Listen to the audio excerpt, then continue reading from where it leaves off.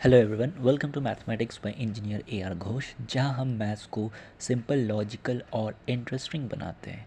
आज के इस वीडियो में हम सीखेंगे problem on simple interest step by step easy method के साथ। तो चलिए शुरू करते हैं।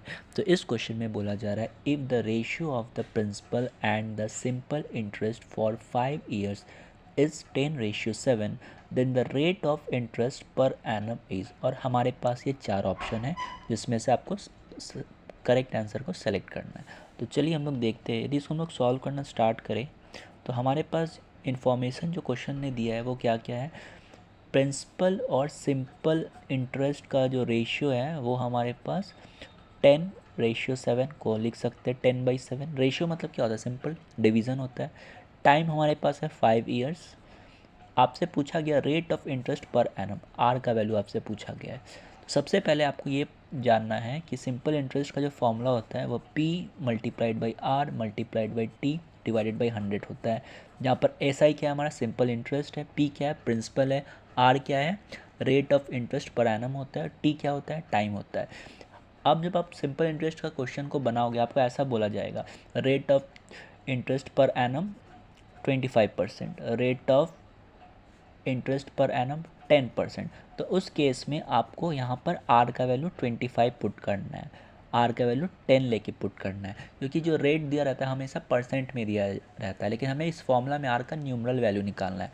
तो आपको यहाँ पर जो पूछा है ना, rate of interest per annum, मतलब आपको आर का न्यूमरल वैल्यू ही निकालना है, लेकिन वो परसेंट में ही आएगा, क्योंकि ये फॉर्मूला जो बना है उसमें हम लोग आर का परसेंट वैल्यू ही रखते हैं। ठीक है, तो चलो यदि हम यहाँ से आर निकाल लें तो आर बोल सकते हैं ये क्या आ रहा है, simple interest by P into T.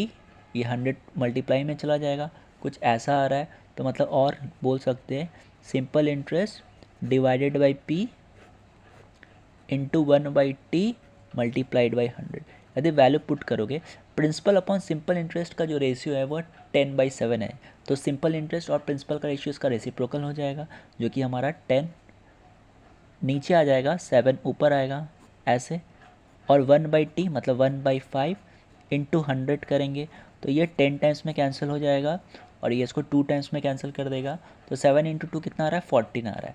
तो आर का जो वैल्यू आएगा, जो आपसे बोला गया है, rate of interest interest per annum, उसका वैल्यू जो आ रहा है कितना आ रहा है, 14 आ रहा है। लेकिन पहले ही मैंने आपको बताया कि इसका वैल्यू परसेंट में आएगा, तो 14% इज़ द करेक्ट आंसर। तो which is our option number D.